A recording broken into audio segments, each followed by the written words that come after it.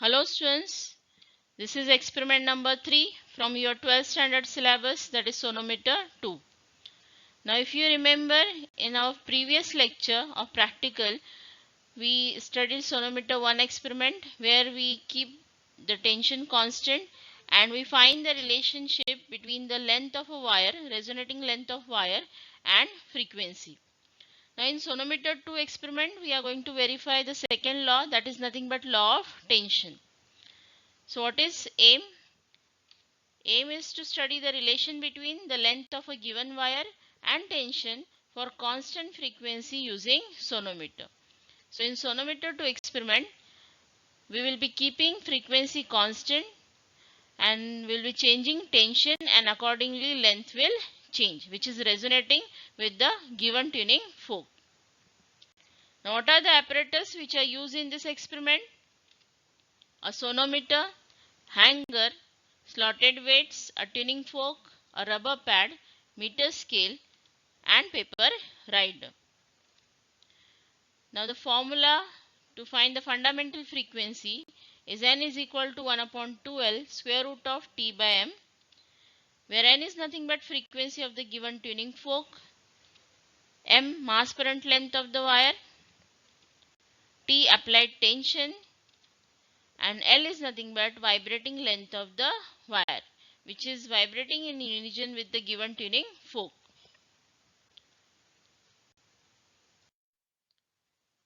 So in this experiment we are going to verify the law of tension. So क्या है law of tension? As n is equal to 1 upon 2L square root of T by M,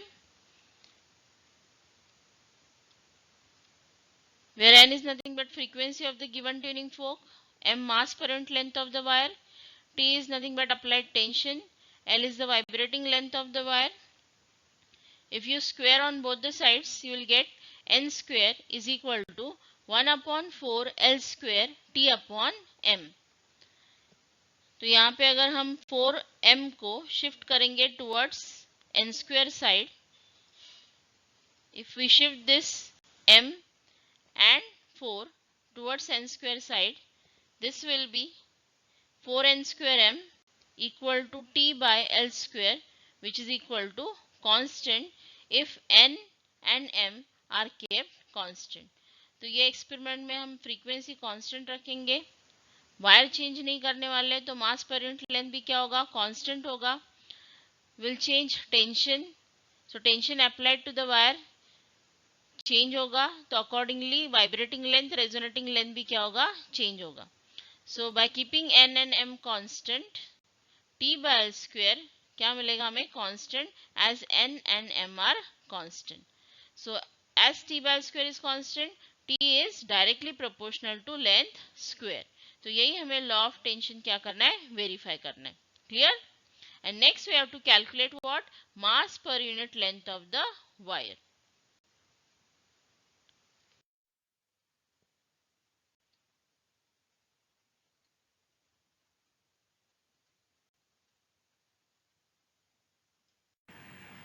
Now hello students, this is nothing but your third experiment, that is sonometer 2, and here we are going to verify the second law, that is nothing but law of tension. Okay? So in this experiment we are going to verify the relationship between the vibrating length of a wire and the tension applied to this wire when frequency is kept constant.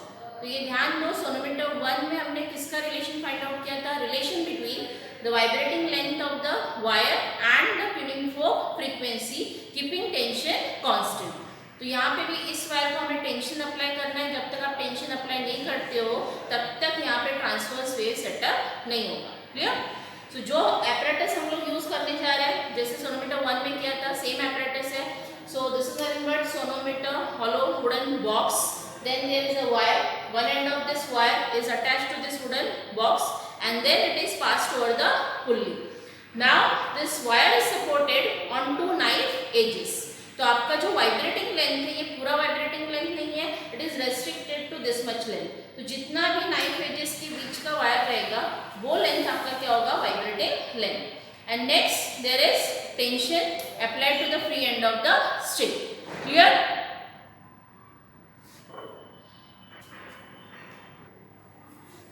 Now here at the free end of the string, one hanger is attached. This hanger is of 500 gram. अभी यहाँ इस experiment में frequency is going to remain constant. Now tension will change and accordingly the vibrating length will change. Clear? तो आपका जो first reading है उसके लिए अब हमें कितना टेंशन अप्लाई करना है? यू हैव टू अप्लाई 500 मोर. तो ये हैंगर है आपका 500 ग्राम, दैट इज हाफ kg. इस हैंगर में you add one more weight which is of 500 gram. So now this is nothing but 500 plus 500, that will be 1 kg or 1000 gram. तो यहाँ हमने ये स्ट्रिंग को टेंशन अप्लाई किया, क्योंकि जब तक आप टेंशन अप्लाई नहीं करोगे ट्रांसवर्स वाइब्रेशंस यहाँ पे सेट नहीं होंगे, स्टेशनरी ट्रांसवर्स वेव प्रोड्यूस नहीं होगा. तो हमने यहाँ पे टेंशन अप्लाई किया. Now your wire is under tension. Clear? So the first reading, first tension is nothing but 1000 gram weight और 1 kg वेट. सो ये हमने फर्स्ट रीडिंग के लिए इतना टेंशन अप्लाई किया है. Clear? And we are going to change the tension and each time you can change by 500 gram. Clear? Now I'll keep this distance minimum and this frequency, which is nothing but suppose 480 Hz, is going to remain constant throughout the experiment. तो ये एक frequency के साथ ही हमें सारे readings find out करने. Clear? Now will place this paper rider at the centre. So always place this paper rider at the center of the knife edges. Then you have to strike this tuning fork gently on the rubber pad and place it near the wire with its stem in contact with the wooden board. तो अगर ये paper rider vibrate नहीं कर रहा है, इसका मतलब ये लेंथ का फ्रीक्वेंसी और ये फ्रीक्वेंसी में बहुत ज़्यादा डिफरेंस है. Now go on changing the length, because length change करके हम क्या चेंज कर रहे हैं? इसका natural frequency of vibration. So ये आपको बहुत ज़्यादा भी चेंज नहीं करना है. By 0.5 centimetre you will change this distance. थोड़ा पेपर राइडर वाइब्रेट होना स्टार्ट हुआ, again go on increasing the length.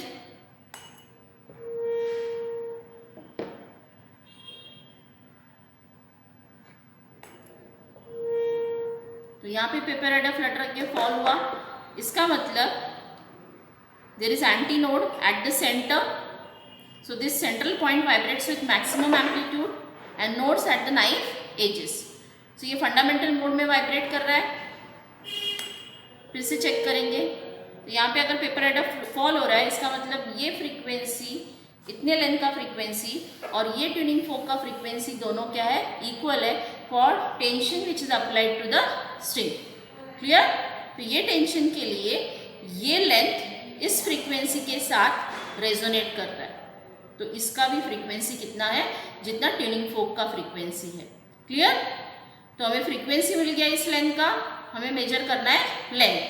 Clear? So now will measure the distance between the two knife edges. Now this distance is equal to 10.8. ये आ रहा है 10.8 centimetre. ठीक है? तो ये आपका फर्स्ट रेजोनेटिंग लेंथ है 10.8 centimetre. Again you have to check this length for same applied tension. तो ट्वाइस आपको रीडिंग लेना है, 2 बार आपको एक टेंशन के लिए रीडिंग लेना है. Again you have to place this paper rider at the centre और फिर से चेक कीजिए आपका लेंथ कितना आ रहा है.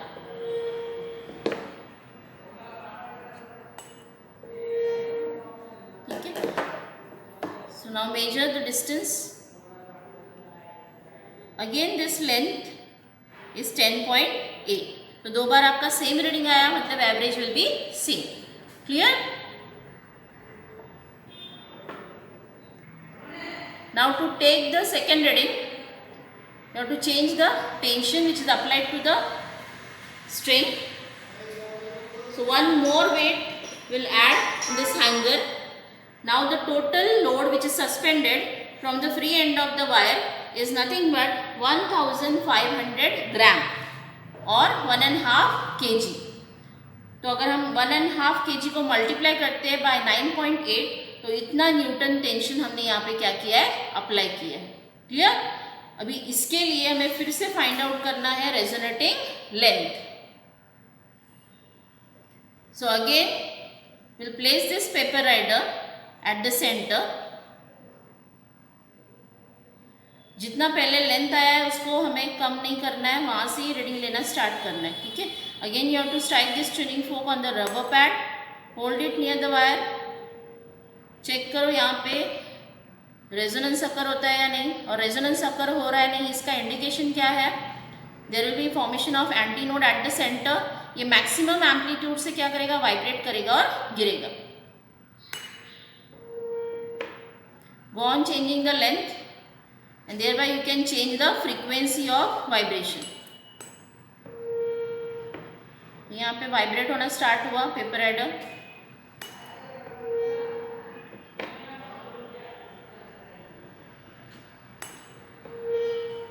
अच्छा, यहाँ पे पेपर राइडर फ्लटर होके गिर गया।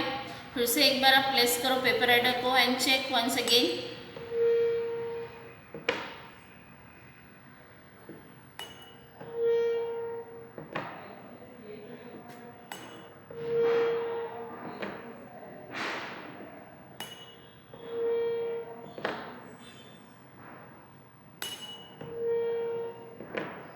यहाँ पे मैक्सिमम वाइब्रेट कर रहा है। अच्छा, now you have to measure the distance between the knife edges. So your length is nothing but 12.8 centimetre. 12.8 centimetre. ये आपका फर्स्ट रेजोनेटिंग लेंथ आया for tension 1500 gram. Clear? Next second time आपको फिर से इसके लिए लेंथ फाइंड आउट करना है। तो सेकेंड टेंशन के लिए भी आप 2 बार रिपीट करोगे प्रोसीजर, तो तभी आपको लेंथ मिलेगा L2। अच्छा, यहाँ पे फिर से फॉलो हुआ।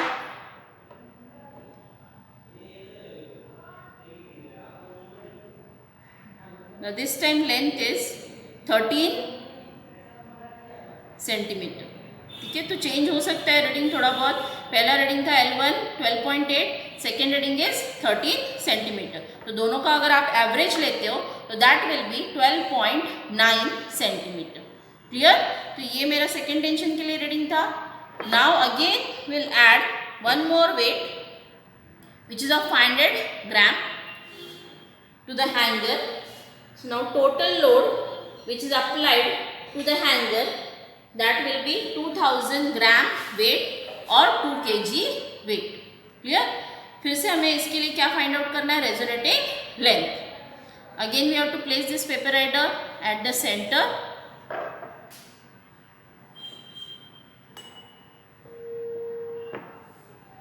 Go on changing the distance between the knife edges। जब तक पेपर राइडर फ्लटर होके फॉल नहीं होता तब तक आपको लेंथ क्या करना है, चेंज।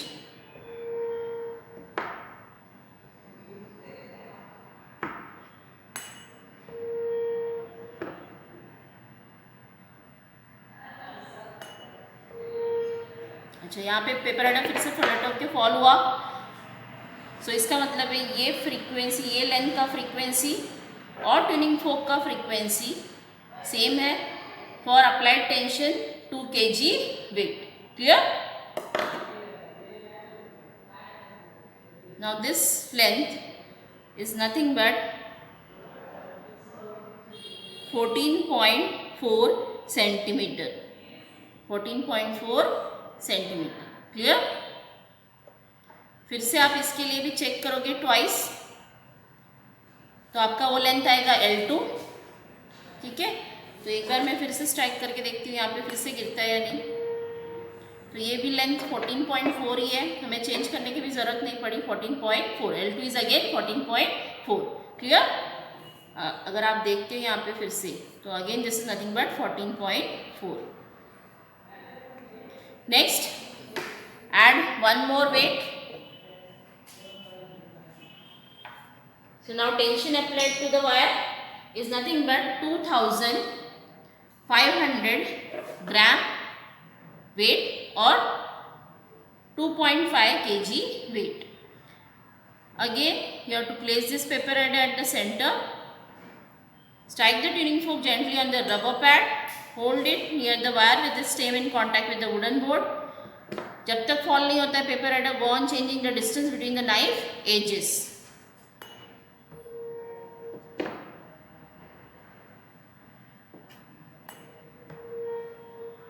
अच्छा, यहाँ पे पेपर हेड फ्लटर होके गिर गया. सो इतना लेंथ का फ्रीक्वेंसी और ये फ्रीक्वेंसी क्या है, इक्वल है. सो ये वायर रेजोनेट करेगा with this frequency for applied tension equal to 2.5 kg weight. So again measure this length, resonating length. Now this is nothing but 15.3 centimeter. 15.3 centimeter. Clear? ऐसे ही आपको L2 find out करना है for the same tension.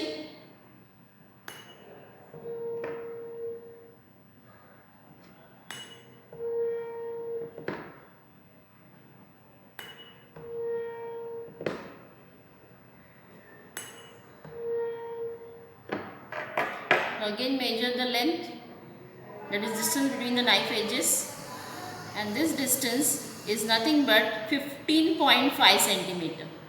15.5 centimeter. Clear? तो अभी हमने कितने tension के लिए, अप्लाइड टेंशन के लिए फाइंड आउट किया resonating length. First hanger plus 500, that is nothing but 1000 kg, 1000 gram weight, that is 1 kg weight. Next is 1500, next to that 2000, next to that 2500. Clear? उसके बाद और एक वेट हमें ऐड करना है और उसके लिए भी लेंथ फाइंड आउट करना है.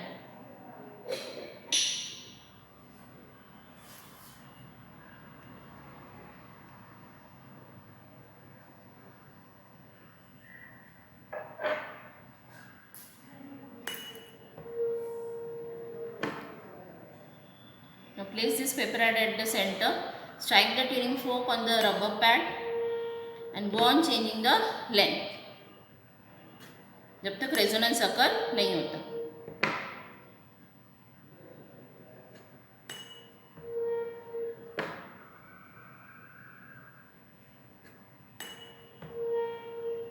अच्छा, यहाँ पे पेपर हेड फ्लटर होके गिर गया. फिर से एक बार चेक करो once again.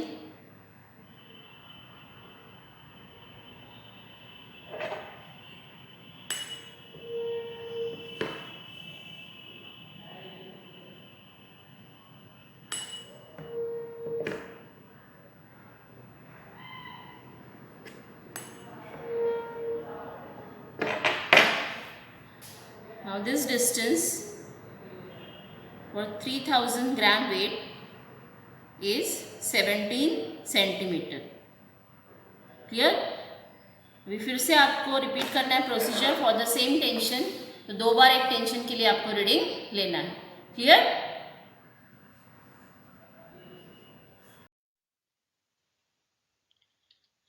Now we will note down the observations from this experiment. So first observation is that frequency of fork use. So यहाँ पे हमने frequency use किया 480 Hz. Not necessary कि आप हमेशा 480 Hz use करो, आप कोई भी frequency use कर सकते हो, but वो frequency हमेशा क्या रखना है, constant रखना है throughout the experiment. Change नहीं करना है उसे. Then mass of the hanger is M0 is equal to 500 gram. And each time you can increase the mass in the steps of 500 grams. Clear? Now we will note down the readings in the observation table. So first column here is of mass added to the hanger. तो यहाँ पे हर बार हम 500 ग्राम से wait क्या करते जाएंगे, increase करते जाएंगे. So this will be 500. Next 2 weights add करेंगे 1000 ग्राम, 3 वेट्स ऐड करेंगे 1500. Then 4 weights add करेंगे in the hanger, that will be 2000 gram. Then 5 weights add करेंगे, that will be 2500. Clear? Next the total mass is nothing but mass added to the hanger plus mass of the hanger. So that will be 500 plus 500, 1000. Then 1000 plus 500, that will be 1500. 1500 plus 500, 2000. 2000 plus 500, 2500. 2500 plus 500, that will be 3000. तो हमें 3000 last wait तक यहाँ पे increase करते जाना है. ठीक है.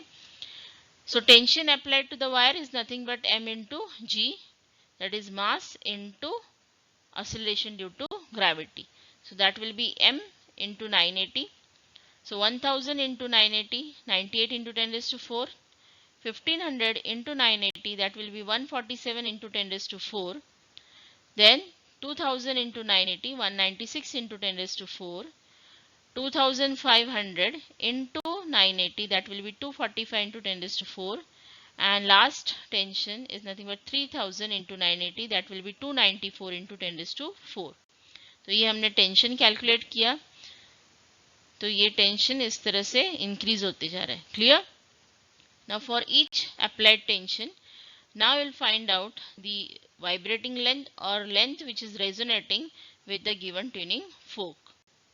So for this first tension applied to the wire, the resonating length is 10.8. Both the times it is 10.8. So average will be same, that is 10.8. For second applied tension, it is 12.8 and 13. दो बार आपको resonate करना है उस wire को for the same tension with the given tuning fork. So average will be 12.9. For third tension, applied tension, it is same 14.4. For fourth applied tension, the average is 15.4, and for last it is 17. Next calculation is for t by l square. So t by l square find out करने के लिए हमें l square चाहिए. तो ये length का mean length का हमें क्या फाइंड आउट करना है, स्क्वायर फाइंड आउट करना है. Clear.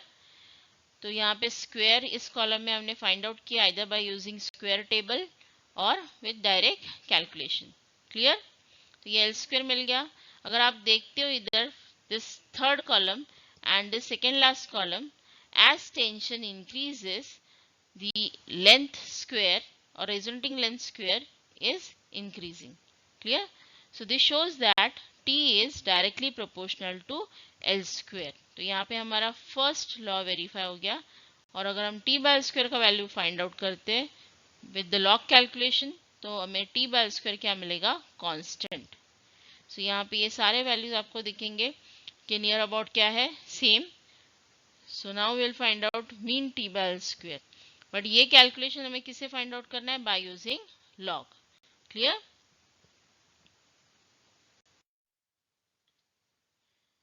So this is the log calculation table. So t by L square find out करने के लिए फर्स्ट हमें log t फाइंड आउट करना है जो रहेगा a. log L square find out करना है जो होगा b. Then t by L square है तो दोनों का log माइनस होगा, so that will be a minus b which is equal to c. And then anti-log of c is nothing but t by L square. तो यहाँ पे हमने log t find out करना है. पहला t था 98 into 10 raised to 4. तो total number of digits are 6. 6 minus 1 5. तो कैरेक्टरिस्टिक आएगा 5. और 98 का जीरो में हमें क्या देखना है, मैंटिसा जो फ्रैक्शनल पार्ट आएगा. तो 9912. क्लियर. नेक्स्ट बाकी टेंशंस जो है वो 7 डिजिट्स है. तो 7 minus 1 दैट विल बी 6. तो ये आएगा 6 पॉइंट. सब जगह 6 रहेगा कैरेक्टरिस्टिक. और फिर हमें देखना है मैंटिसा पार्ट. क्लियर. तो जैसे 147 into 10 raised to 4 है तो 7 डिजिट है टेंशन. तो 7 minus 1 6 यहाँ पे आएगा और 14 का 7 में आपको मैंटिसा देखना है. तो इस तरह से हमने ये log t फाइंड आउट किया. नेक्स्ट जो L स्क्वायर का कॉलम है उसका हमें log फाइंड आउट करना है जो आएगा b. तो सारे L स्क्वायर 3 डिजिट है डॉट से पहले, डेसिमल पॉइंट से पहले. तो 3 minus 1 दैट विल बी 2. सो सबका कैरेक्टरिस्टिक आएगा 2. और फिर हमें क्या देखना है, मैंटिसा पार्ट जो फ्रैक्शनल पार्ट होगा. Next t by L square find out करना है तो log माइनस करना होगा a minus b, that is log of t minus log of L square. तो यहाँ पे ये कॉलम मिला हमें माइनस करने के बाद ये रो में से ये रो माइनस होके हमें ये रो मिल गया. Clear. Which is nothing but c. इसका हमें एंटी लॉग देखना है to find t by L square. तो एंटीलॉग देखने आपको आता है। 0.92 का 44 में आपने देखा एंटीलॉग वाया 8403, उसका कैरेक्टरिस्टिक है 3, तो answer will be 4 digit. Clear. Next will find out the mean T by square value. ये सारे टी बाय स्क्वायर वैल्यूज है, इनको ऐड करना है, divide by 5, you will get mean T by square, that is 9437.6 dyne per centimetre square. Clear. तो ये आपको mean T by square value मिल गया, which is nothing but constant. इसको हमें सब्स्टिट्यूट करना है स्मॉल m फाइंड आउट करने के लिए। So now we will calculate the mass per unit length of the wire, that is small m. Now you know that after squaring you will get n square is equal to 1 upon 4l square t by m.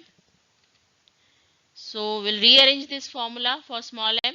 So m हमने shift किया towards n square side और n square को shift किया in the denominator towards right hand side.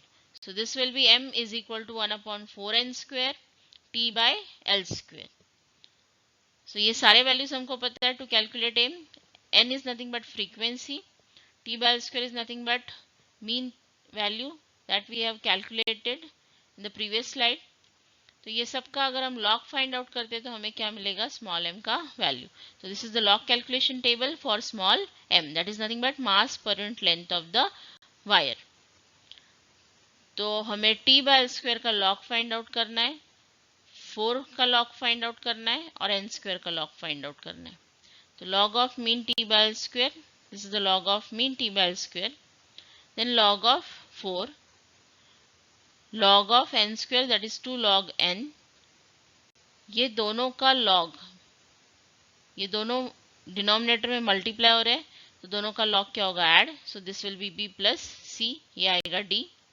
और t by square numerator में है तो a में से, मतलब इस log में से d क्या होगा, minus. So this will B a minus d, जो आएगा e वैल्यू, जिसका हमें एंटी लॉग फाइंड आउट करना है टू कैलकुलेट स्मॉल m।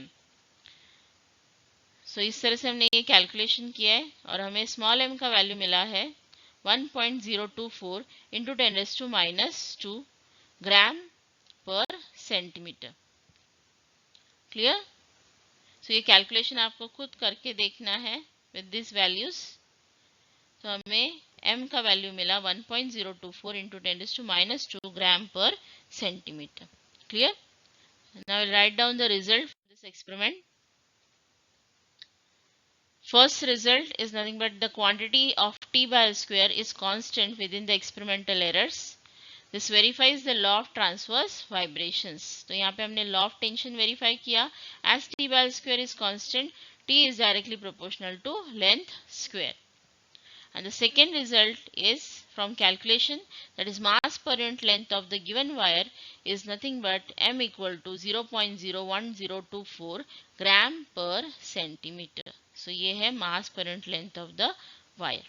तो यहाँ से हमने दो रिजल्ट वेरीफाई किए। ठीक है।